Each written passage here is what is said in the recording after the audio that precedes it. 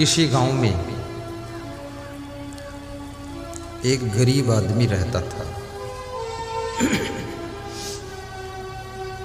बात को समझना,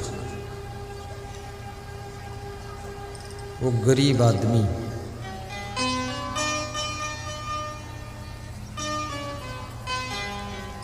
धन से गरीब था, लेकिन मन से गरीब नहीं था। मन उसका बहुत बड़ा था। जैसे अभी भगत लाल चंद राय है, ये धन से थोड़ा गरीब है, लेकिन मन से गरीब नहीं। मन बहुत बड़ा है। जैसे सुदामा थे, शिवरी थी, ये धन से गरीब थे, लेकिन मन से गरीब नहीं थे। वो गरीब आदमी एक दिन अपनी पत्नी से कहता है, देखो सोया हुआ भाग्य जगाना है, उसकी बात कर रहा। पत्नी से कहता है कि गरीबी बहुत है। तो पत्नी कहती है, कोई बात नहीं है, कोई बात नहीं, कोई बात नहीं है, गरीबी बहुत है, कोई बात नहीं। तो पति ने पूछा, कोई बात क्यों नहीं है? तो पत्नी ने कहा, क्योंकि गरीबी में भी मुझे संतोष है। संतोष है, संतोष है।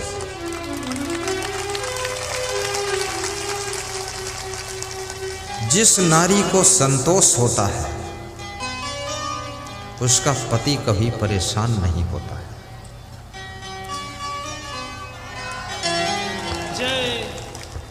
जो नारी अपने पति के प्रेम को ही उपहार मानती है, वो नारी कभी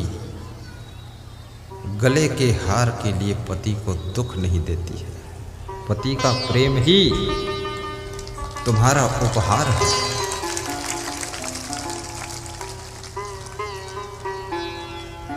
पत्नी मुस्कुरा देती है। याद रखना,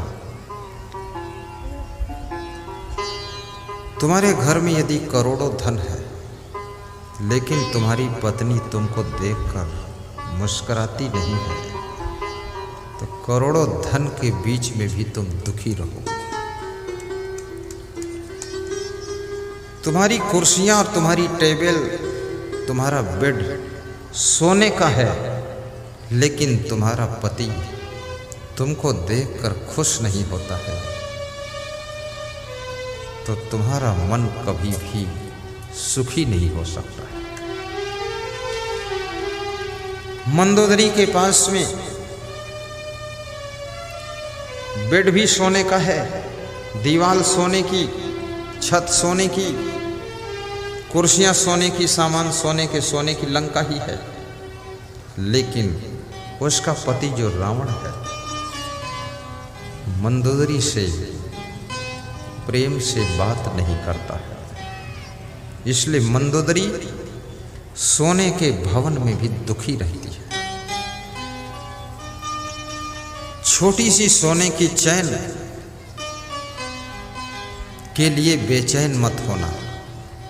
यदि आपके पास में गले में चैन नहीं है, तो कोई चिंता की बात नहीं है।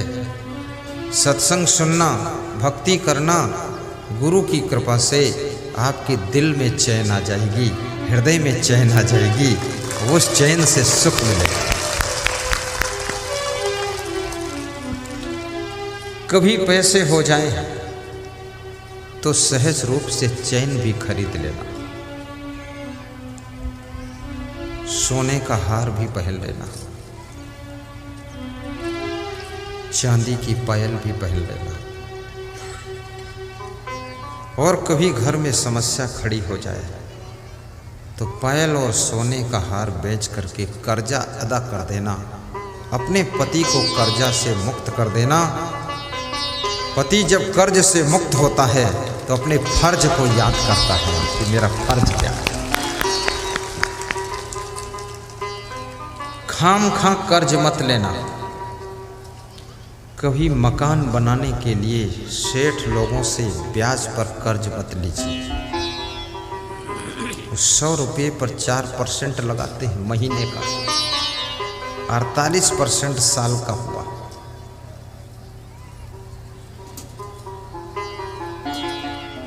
लुट जाओगे, पिट जाओगे। कर्ज उसके लिए लेना चाहिए जिसमें कर्ज का पैसा लगा दो तो पैसा प्रॉफिट के रूप में रिटर्न होना चाहिए, वापस होना चाहिए। मकान में पैसा लगाने से पैसा वापस नहीं होता है, रिटर्न नहीं होता है, पैसा फंस जाता है। इसलिए अगर बहुत उन्नति करना चाहते हो तो याद रखना, 1 करोड़ का मकान मत बनाइए, 10,000 महीने का किराए का मकान ले लीजिए और जितना पैसा है वो बिजनेस में लगा दीजिए। दमादम मस्त कलंदर तुम्हारा पहला नंबर होगा।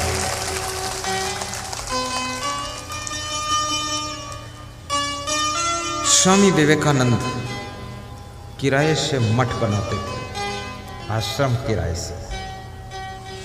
मैं गुजरात में किराए से आश्रम बनाने के लिए विचार किया। संतों से कहा देख लो 2-4 मकान। कुछ लोगों ने कहा कि मैं तो किराए से दूंगा ही नहीं, आपको फ्री में दूंगा। तो मैंने कहा फ्री में थोड़ा दबाव रहेगा, पैसा फेंको, तमाशा देखो, लफड़ में क्यों फंसो। कोई दिया ही नहीं किराए से, बोले फ्री रहना जितना रहो।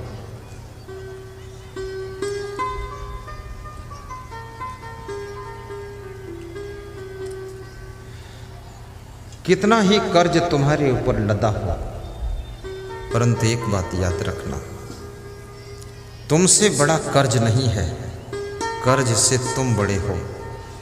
कर्ज को तुमने लिया है, तुमको कर्ज ने नहीं लिया है। कर्ज अदा करने की तुम्हारे में शक्ति है, लेकिन जब कर्ज मनुष्य के ऊपर हो जाता है तो उसको चिंता हो जाती है। जब चिंता हो जाती है तो उसके शरीर में मर्ज पैदा होती है, बीमारी पैदा होती है। जब बीमारी पैदा होती है तो उसका शरीर असमर्थ और कमज़ोर होने लगता है, बुद्धि कमज़ोर होने लगती है, सहन शक्ति कमज़ोर होने लगती है, डिसीजन लेने की सामर्थ्य कमज़ोर होने लगती है। तब तुम्हारा कर्ज तुम्हारे ऊपर हावी होने लग जाता है। याद रखना, जितना ज़्यादा कर्ज हो उतना ज़्यादा खुश रहो। किसी को एहसास ही होने दो। मुकेश अंबानी के ऊपर भी 10,000 करोड़ कर्ज है, टाटा जी के ऊपर 10,000 करोड़ कर्ज है। तुम्हारे ऊपर तो 10 लाख भी नहीं है, फिर मुंह क्यों ऐंठते हो? मकई को भून कर और नमक और नींबू लगाकर चबा चबा कर खाइए और ताली बजाकर ठहाका मारकर हंसिए और कभी बीमार मत होइए, आपका कर्ज अदा हो जाएगा।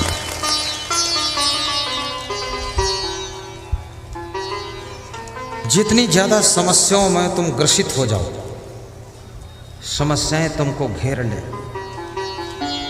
उतना ज्यादा प्रवचन सुनना शुरू कर दो, उतना ज्यादा हंसना शुरू कर दो।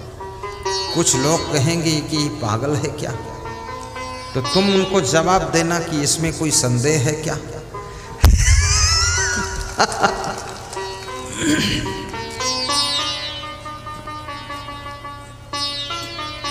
भगवान श्री कृष्ण जब संकट में फंसते थे, जोर जोर से हंसते थे। भगवान राम जब संघर्षों से गुजरते थे तो मंद मंद मुस्कुराते थे। जो घोड़ा इक्का में तांगा में जुटा होता है, बैठो हीरा दास, उधर चले जाओ, हीरा दास, विनोद दास, नीचे से घुस जाओ, नीचे से घुस जाओ, नीचे से घुसो, हाँ चतुराई करो, चुपके से घुसो।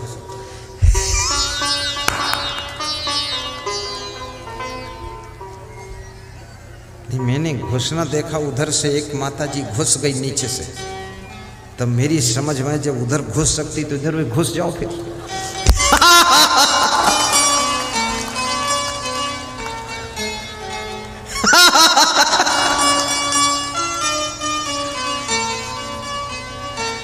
नहीं, मुझे भी खूब हंसी आती है। मैं तो अपनी हंसी रोके रहता हूँ।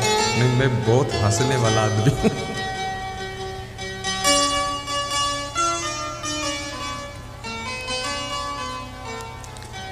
हंसते रहो ये जिंदगी, हंसते रहो ये जिंदगी, बेकार ना हो जाए, बेकार ना हो जाए। हंसते रहो ये जिंदगी, बेकार न हो जाए। सपने में किसी जीव का अपकार न हो जाए, अपकार न हो जाए। घोड़ा, उसकी पीठ पर जितना वजन आदमी बैठता है, घोड़ा उतना ही ज्यादा हंसता है। घोड़ा बीच बीच कैसे हंसता है, ही ही ही ही ही ही। उसको हंसी आती है।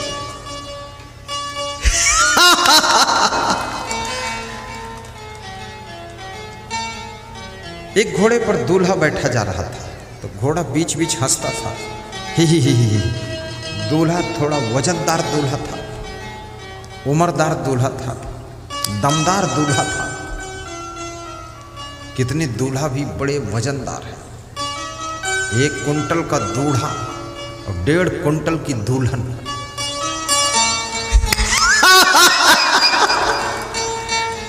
दोनों ऐसे चलते हैं जैसे हाथी और हथनी आ रहे हैं। उनके माँ बाप भी खुश, सास ससुर भी खुश कि वाह, बेटे को पति बनाया था वो हाथी बनकर आ रहा है, बेटी को पत्नी बनाया था वो हथनी बनकर जा रही। क्या मस्त चाल है। अरे बहुत वजन न बढ़ने पाए, फिक्र करना। 90 किलो से ऊपर वजन होने लग जाए, खाना पीना बंद करो, व्यायाम शुरू कर दो, हंसना शुरू कर दो, गहरी नींद सोना शुरू कर दो, दौड़ना शुरू कर दो, वजन को थोड़ा कम कर लो, वजन घटाओ। मैं भी घटाऊंगा, तुम भी घटाओ, लेकिन इतना वजन मत घटाओ कि बिल्कुल रस्सी जैसे पतले पतले दिखाई दो, वो भी ठीक नहीं। पेट निकलने न पाए।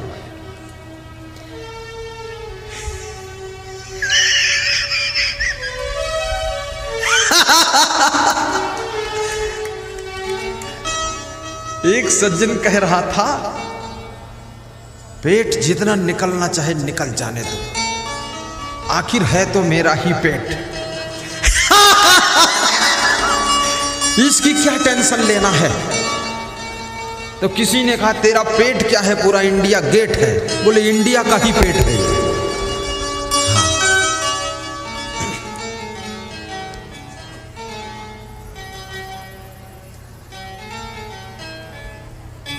पेट में खाने की सवारी कम भरो, पेट की मोटर में खाने की सवारी कम भरो। कल मैं गया था मलिनिया, हीरा दास विनोद दास के यहाँ। खड़े हो। रात में 8 बजे बड़ी सुंदर व्यवस्था, 2-2.5 हजार लोग इकट्ठे, 45 मिनट प्रवचन सुनाया। फिर दोनों के घर गया, दोनों ने बहुत अच्छा नाश्ता रखा। मैं देखा, खुश हो गया, बांटने लगा, बांट दिया। कोई मुझसे कहा ही नहीं कि तुम भी खाओ, लोग कहे मुझे लाओ।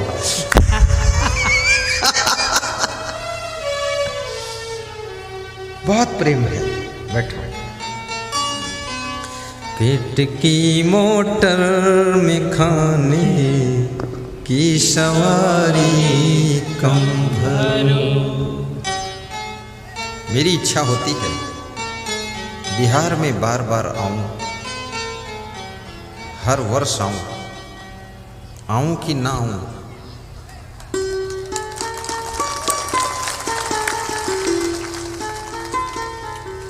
महिलाओं ने थोड़ा कमजोर ताली बजाई।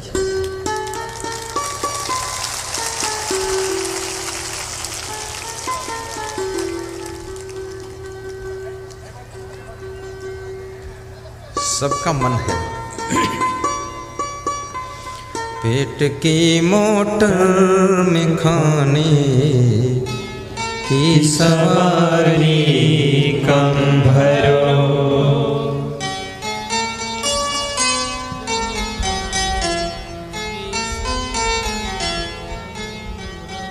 वाह, आप बजाए करो तो।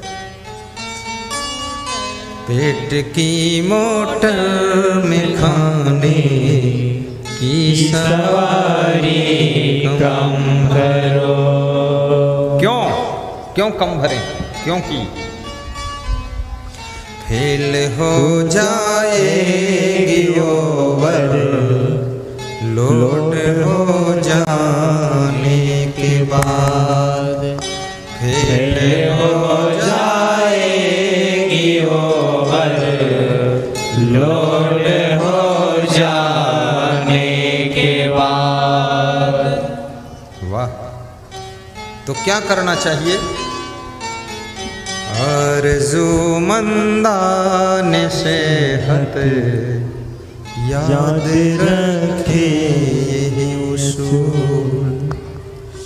10 मिनट हर रोज टहले शाम को खाने के बाद। 10 मिनट हर रोज पहले शाम को खाने के बाद। शाम को जब भोजन कीजिए ना, शाम को ऐसा भोजन करो गरीबों जैसा। दोपहर में भोजन करो अमीरों जैसा। सुबह नाश्ता करो राजकुमारों जैसा। और रात में कुछ नहीं खाना। लोग पूछेंगे कि रात में क्या खाऊं? रात में कुछ नहीं।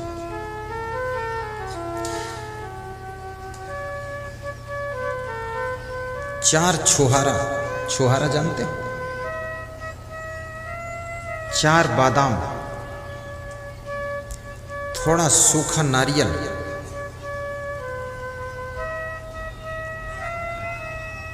10 मुनक्का, मुनक्का किशमिश नहीं, मुनक्का, बीज निकाल देना।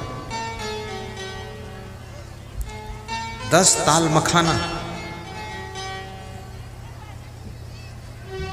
पानी से धो डालिए। 10 मिनट भिगा दीजिए। चबा चबा कर खा लीजिए। बहुत सी बीमारियां खत्म हो जाएंगी। 1 हफ्ते खाना, फिर 1 हफ्ते बंद कर देना, फिर तीसरे हफ्ते खाना, फिर चौथे हफ्ते बंद करना। रोज नहीं खाना चाहिए।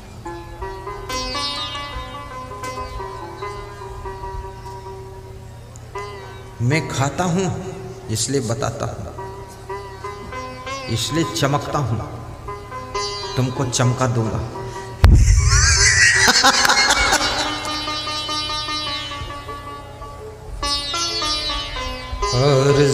आरज़ूमंदान सेहत याद रखे 10 मिनट हर रोज टहले शाम को खाने के बाद। 10 मिनट हर रोज टहले शाम को खाने के बाद। तंदुरुस्ती और सेहत चाहने वालों सुनो। जो चाहते हैं कि मैं तंदुरुस्त रहूं, गाय का घी 1 चम्मच दाल में डालकर दाल भात मिलाकर खा लीजिए, तंदुरुस्ती आएगी। कभी घी 1 चम्मच रोटी में लगाकर रोटी और सब्जी खा लीजिए, कभी घी नमक रोटी खा लीजिए, और कभी दूध रोटी और शक्कर खा लीजिए। उस दिन दाल चावल सब्जी बंद, बस दूध रोटी शक्कर। कभी खिचड़ी और दही, कभी खिचड़ी और छाछ। ये बहुत ज़्यादा आइटम रोज मत खाना, नहीं तो ये सब आइटम एटम बम बनेंगे। सादा। कभी मेहमान आ जाए तब आइटम बनना चाहिए, कभी हम आ जाएं तो आइटम बनाओ, मेरे नाम से बनाओ, और तुम ही सब लोग मिलके खा जाओ। बोलो गुरु जी का प्रसाद। गुरु जी को बिल्कुल मत दो, तो गुरु जी आप त्यागी संत, आपको क्या जरूरत है।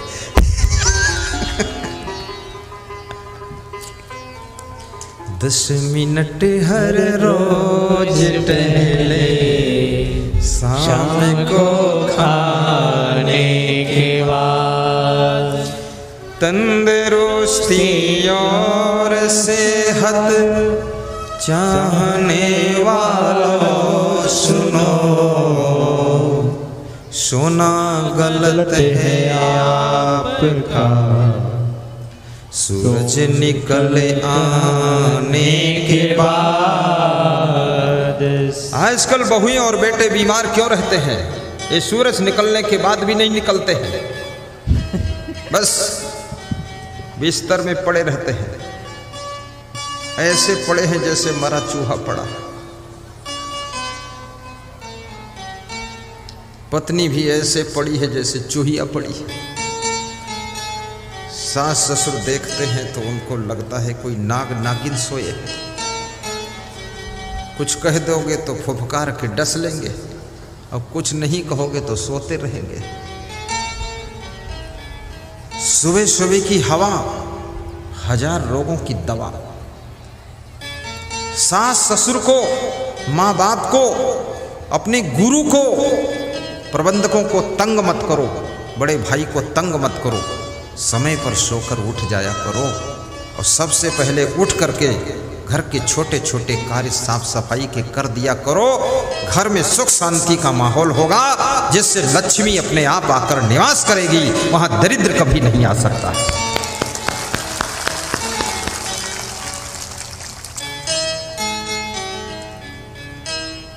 आना पड़ेगा बिहार में हमको। बिहार में मेरी जरूरत है कि नहीं है? मैं हर वर्ष नया नया प्रवचन सुनाऊंगा आकर के। नए नए फूल खिलेंगे हमारे प्रवचन में। शाही बंदगी। सोना गलत है आपका, सूरज निकल आने के बाद, मुस्करा कर चल दिए हो, कुछ हमसे फरमाने के बाद। बिजलियां चमका रहे हो, फूल बरसाने के बाद। कब तलक कांटों पे सोया, डाल पर आने के बाद। कुछ न बिगड़ेगा तेरा, प्रभु शरण आने के बाद। हर खुशी मिल जाएगी, चरणों में झुक जाने के बाद। हर खुशी। आपके घर में कोई बुजुर्ग हो, बड़ी सलाह की बात बता रहा हूं, ध्यान से सुनना। उस बुजुर्ग का अपमान न करना, उसकी हंसी न करना, उसको घर से बाहर मत निकालना, अपने से दूर मत करना, क्योंकि हो सकता है वो बुजुर्ग तुम्हारी पूरी फैमिली के लिए कवच कुंडल बना हुआ हो, कवच कुंडल का काम कर रहा है। उस बुजुर्ग का भाग्य इतना प्रबल है, उसकी वजह से तुम्हारे घर में आपदाएं नहीं आ रही। नेपाल में एक बस जा रही थी। बादल घिर गए, पानी बरसने लगा, बिजली कड़कने लगी। बस के पड़ोस में बिजली चमक के आ जाती थी और घनघोर वर्षा हो रही। बस का ड्राइवर डर गया। उसने बस को रोका और उसने कहा कि इस बस के अंदर कोई पापी आत्मा बैठा हुआ है। जो बादल की कड़कती हुई बिजली बार बार बस के ऊपर आती है। सभी लोगों को उतरना पड़ेगा, अन्यथा बस भी भस्म हो जाएगी, सब भस्म हो जाएंगे।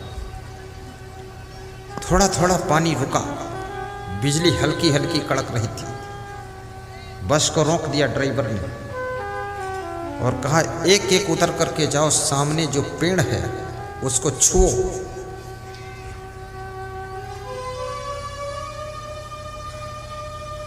जो पापी होगा उसके ऊपर बिजली गिर जाएगी। एक एक करके सब उतर गए। पेड़ छू कर आते थे, अपनी सीट पर बैठ जाते थे।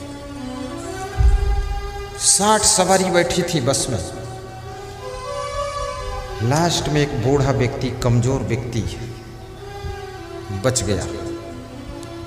ड्राइवर कंडक्टर ने कहा, तुम भी उतरो, जाओ उस पेड़ को छू कर आओ। उस बूढ़े ने कहा, कमजोर हूं, उतरना भी मुश्किल, जाना भी मुश्किल, पेड़ को छूना मुश्किल, लौट के आना मुश्किल, चढ़ना मुश्किल, बैठे रहने तो क्या फर्क। अरे बोले उतर। सब उतर चुके हैं, तू ही बचा। उस बूढ़े ने कहा कि मत दुख दो मुझको, बैठे रहने दो। सभी यात्री शोरगुल मचाने लगे, अरे उतरो, बिजली गिर जाएगी। बूढ़ा हंसने लगा और उतर गया। हंसते हंसते उतर कर गया और पेड़ को छुआ। ज्यों ही पेड़ को छुआ, जोर से बिजली कड़की और बिजली झड़ाक से गिरी। लेकिन बिजली कहां गिरी? बिजली उस बस पर गिरी और 59 लोग मरकर राख हो गए।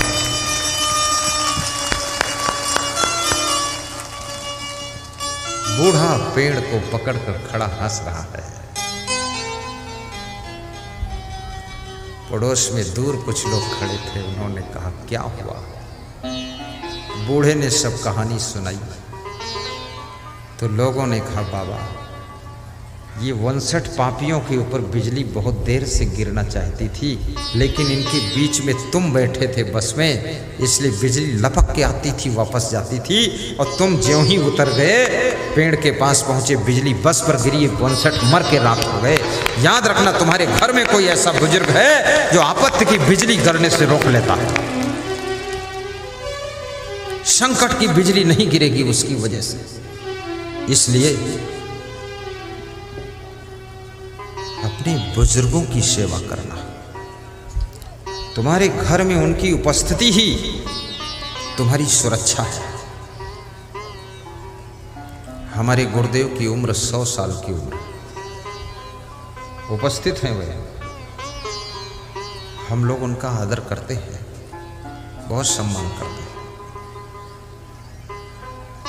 आज भी गुरुदेव पूरे आश्रम में राउंड करते हैं, चना चबाते हैं, ग्रंथ पढ़ते हैं, हट्टे कट्टे हष्ट पुष्ट। अभी उनका फोटो आया था तो मुझे लग रहा था ये तो 50 साल के ही लग रहे थे। तो गुरुदेव कह रहे थे, क्या तुमको कोई संदेह लग रहा है?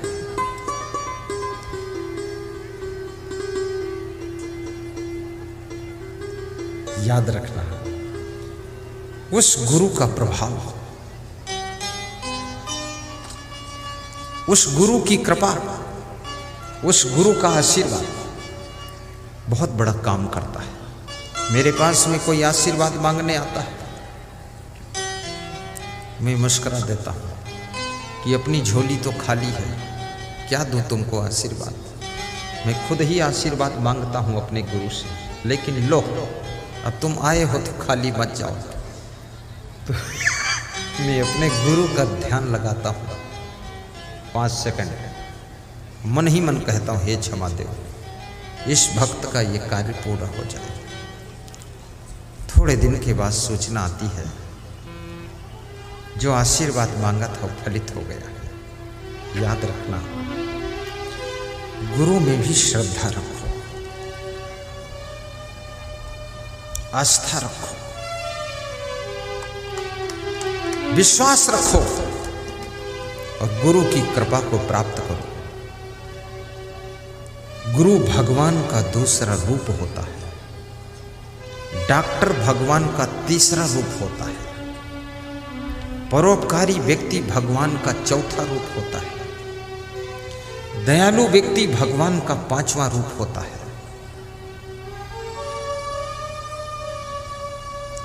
सेवाशील व्यक्ति भगवान का छठा रूप होता है। और याद रखना, धर्म की रक्षा करने वाला, भक्ति करने वाला, भक्ति को फैलाने वाला, धर्म का प्रचार करने वाला भगवान का छुपा हुआ सातवां रूप होता है। सातवां रूप भगवान का है।